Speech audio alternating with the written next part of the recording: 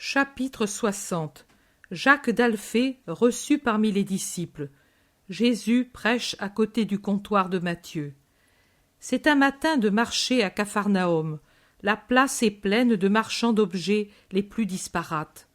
Jésus, qui arrive venant du lac, voit venir à sa rencontre les cousins Jude et Jacques. Il se hâte vers eux, et après les avoir embrassés affectueusement, il demande avec empressement: « Votre père, qu'en est-il » ? « Rien de nouveau qui intéresse sa vie, » répond Jude. « Et alors, pourquoi es-tu venu ? Je t'avais dit, reste. » Jude baisse la tête et se tait, mais celui qui explose maintenant, c'est Jacques. « C'est ma faute s'il ne t'a pas obéi. Oui, c'est ma faute, mais je n'ai pu continuer de les supporter. Tous contre nous. Et pourquoi ? Est-ce que j'agis mal en t'aimant ? Le faisons-nous peut-être ? Jusqu'à présent, j'étais retenu par le scrupule de mal faire. Mais maintenant que je sais, maintenant que tu m'as dit que même au-dessus du Père, il y a Dieu, alors je n'ai pu continuer de supporter. Oh, j'ai essayé d'être respectueux, de faire entendre raison, de redresser les idées. J'ai dit: pourquoi me combattez-vous ? Si c'est le prophète, si c'est le Messie, pourquoi voulez-vous que le monde dise: sa famille lui fut hostile ? Au milieu d'un monde qui le suivait, elle seule devait-elle manquer ? Pourquoi, si c'est le malheureux que vous dites, ne devons-nous pas, nous de la famille, l'assister dans sa démence pour empêcher qu'elle ne soit pas nuisible pour lui et pour nous ? Ô Jésus, je parlais ainsi pour raisonner humainement comme eux raisonnent. Mais tu sais bien que Jude et moi, nous ne te croyons pas fou. Tu sais bien que nous voyons en toi le Saint de Dieu. Tu sais que toujours nous t'avons regardé comme notre grande étoile. Mais ils n'ont pas voulu nous comprendre et ils n'ont pas voulu même nous écouter. Et je suis parti, mis en demeure de choisir Jésus ou la famille. C'est toi que j'ai choisi. Me voici, si du moins tu me veux. Si après cela tu ne veux pas, alors je serai le plus malheureux des hommes, parce que je n'aurai plus rien, plus d'amitié de ta part et plus d'amour du côté de la famille. Nous en sommes là. Ô mon Jacques, mon pauvre Jacques, je n'aurais pas voulu te voir souffrir ainsi, car je t'aime. Mais si le Jésus homme pleure avec toi, le Jésus Verbe jubile pour toi. Viens, je suis certain que la joie de porter Dieu parmi les hommes augmentera d'heure en heure jusqu'à atteindre la pleine extase à la dernière heure de la terre et à l'heure éternelle du ciel. Jésus se retourne et appelle ses disciples qui s'étaient arrêtés par délicatesse quelques mètres plus loin. « Venez, amis, mon cousin Jacques fait maintenant partie de mes amis et par conséquent, il est aussi le vôtre. Oh, comme j'ai désiré cette heure, ce jour pour lui, mon parfait ami d'enfance, celui qui fut mon frère pendant notre jeunesse. » Les disciples font fête au nouveau venu et à Jude qui ne voyait plus depuis quelques jours. « Nous t'avions cherché à la maison, mais tu étais sur le lac. » « Oui, sur le lac pendant 2 jours, avec Pierre et les autres. Pierre a fait bonne pêche, n'est-ce pas ? » Pierre répond: « Oui, et maintenant, cela me fait mal au cœur.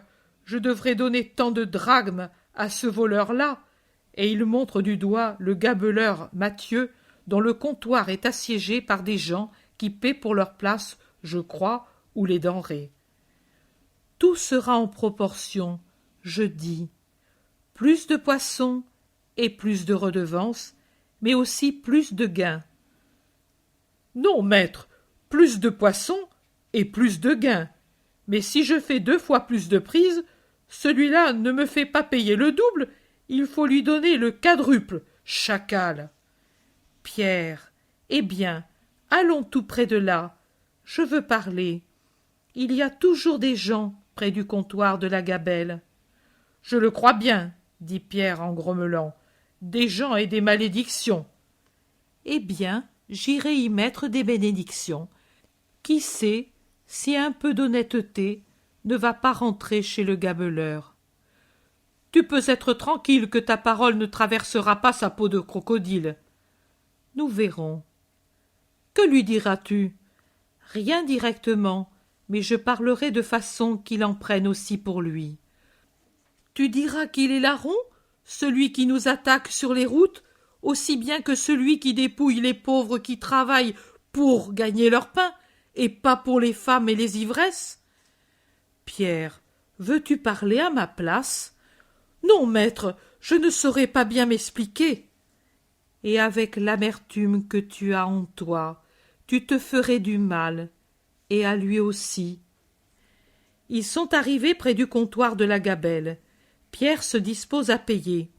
Jésus l'arrête et lui dit « Donne-moi l'argent, c'est moi qui paie aujourd'hui. » Pierre le regarde étonné et lui donne une bourse de peau bien garnie.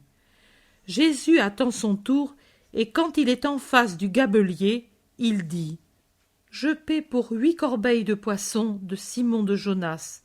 Elles sont là, aux pieds des garçons. Vérifie si tu veux.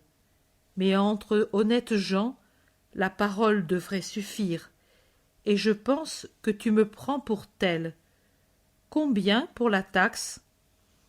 Matthieu, qui était assis à son comptoir au moment où Jésus disait « Je crois que tu me prends pour tel », se lève debout.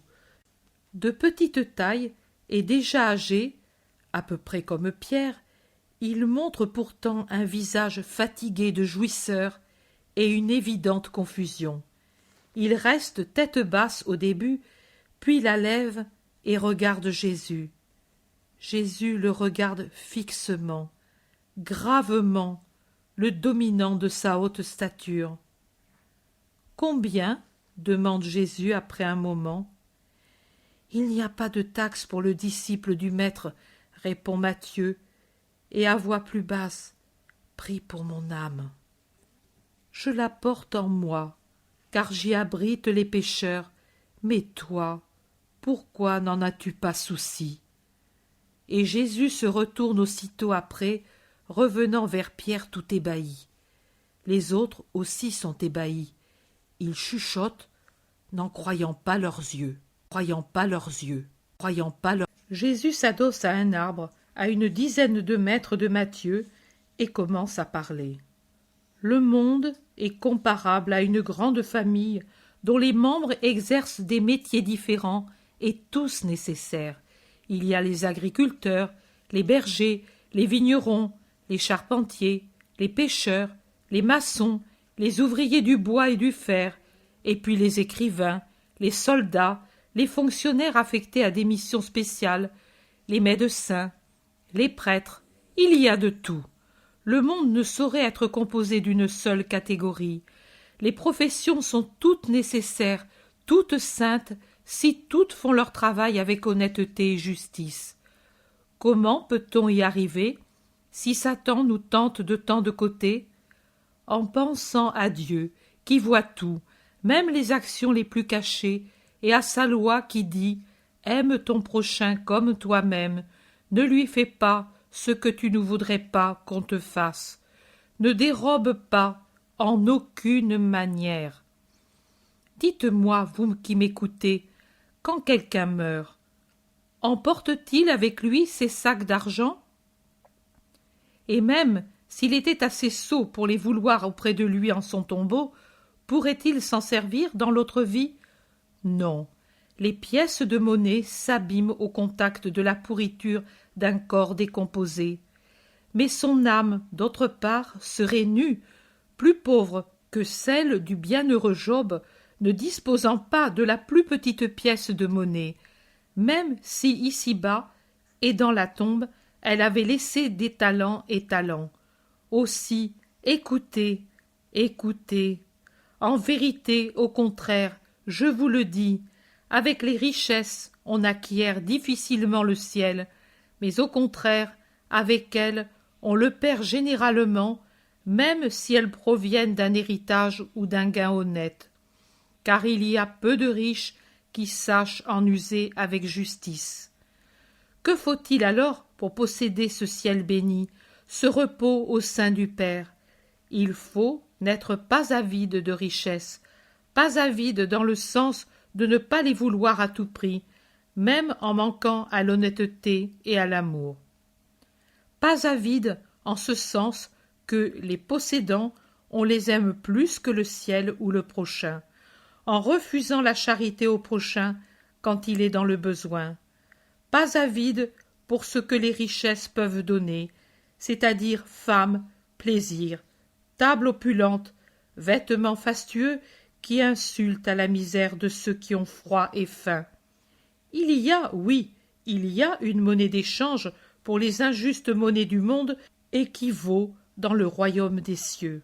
Il y faut la sainte ruse de transformer les richesses humaines, souvent injustes ou cause d'injustice, en richesses éternelles. Il faut pour cela l'honnêteté dans le gain, la restitution de ce qu'on a eu injustement, faire un usage des biens du monde, mais modéré et sans s'y attacher. Il faut savoir quitter les richesses, parce que, tôt ou tard, elles nous quitteront.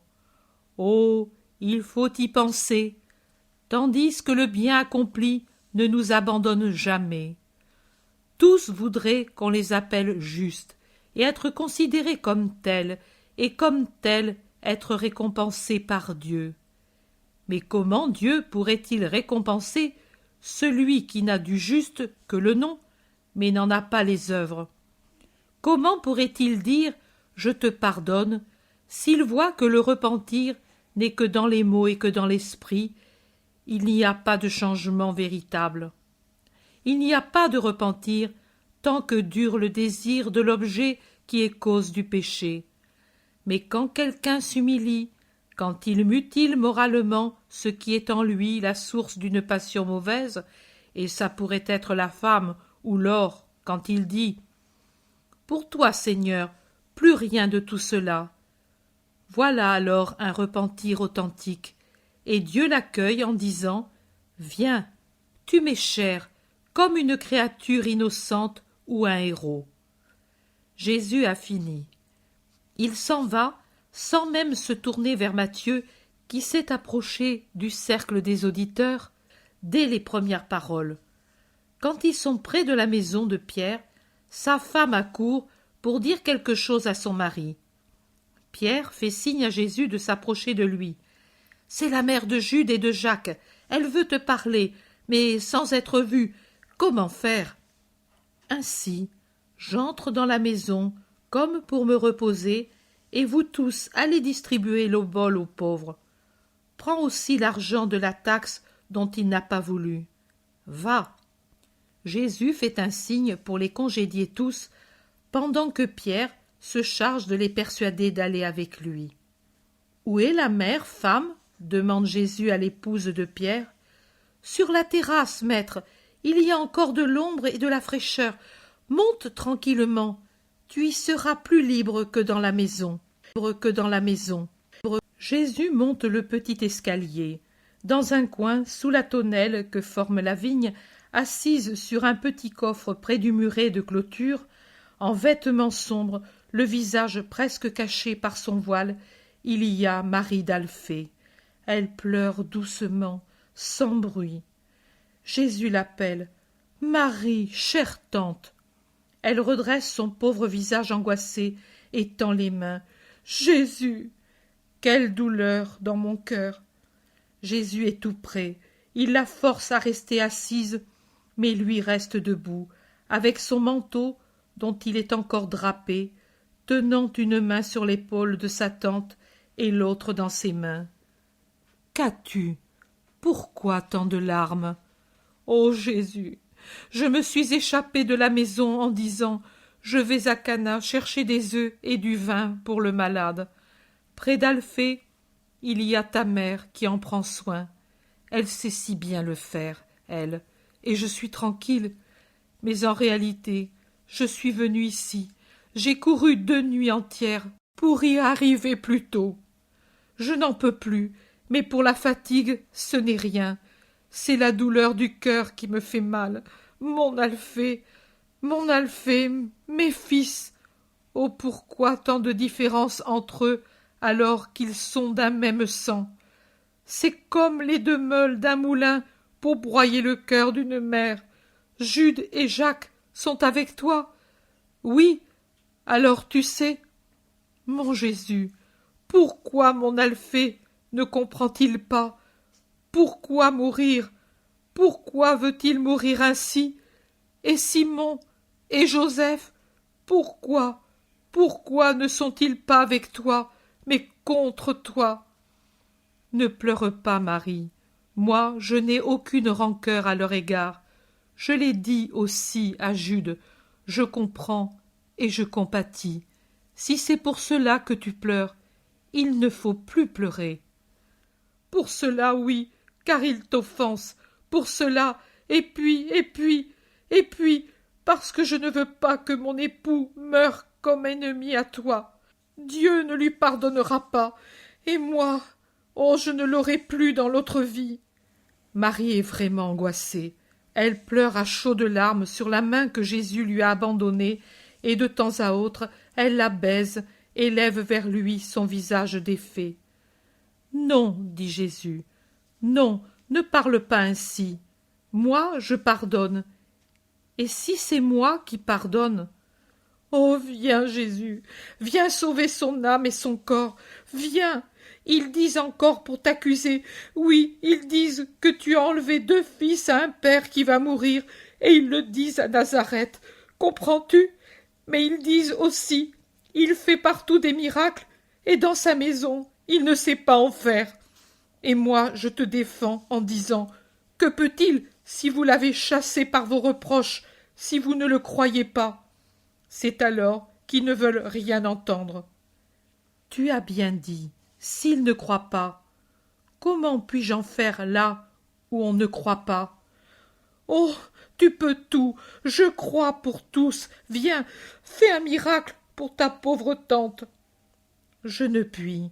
Jésus est profondément attristé de le dire. Debout, serrant contre sa poitrine la tête de Marie en pleurs, il semble avouer son impuissance à la nature sereine. Il semble en faire le témoin de sa peine d'en être empêché par un décret éternel. La femme pleure plus fort. Écoute, Marie, sois bonne. Je te jure que si je pouvais, s'il était bien de le faire, je le ferais. Oh, j'arracherais au Père cette grâce pour toi, pour ma mère, pour Jude et Jacques, et aussi, oui, aussi pour Alphée, Joseph et Simon. Mais je ne puis. À présent, le cœur te fait trop mal, et tu ne peux comprendre la justice de mon impuissance. Je t'en parle. Mais pour autant, tu ne la comprendras pas. Quand ce fut l'heure du départ de mon père, et tu sais s'il était juste et si ma mère l'aimait, je n'ai pas prolongé sa vie. Il n'est pas juste que la famille où vit un saint soit exempte des inévitables malheurs de la vie. S'il en était ainsi, je devrais rester éternellement sur la terre. Mais je mourrai bientôt, et Marie, ma sainte mère, ne pourra m'arracher à la mort. Je ne puis. Voici ce qui m'est possible, et je le ferai. Jésus s'est assis et serre contre son épaule la tête de sa parente. Je ferai ceci.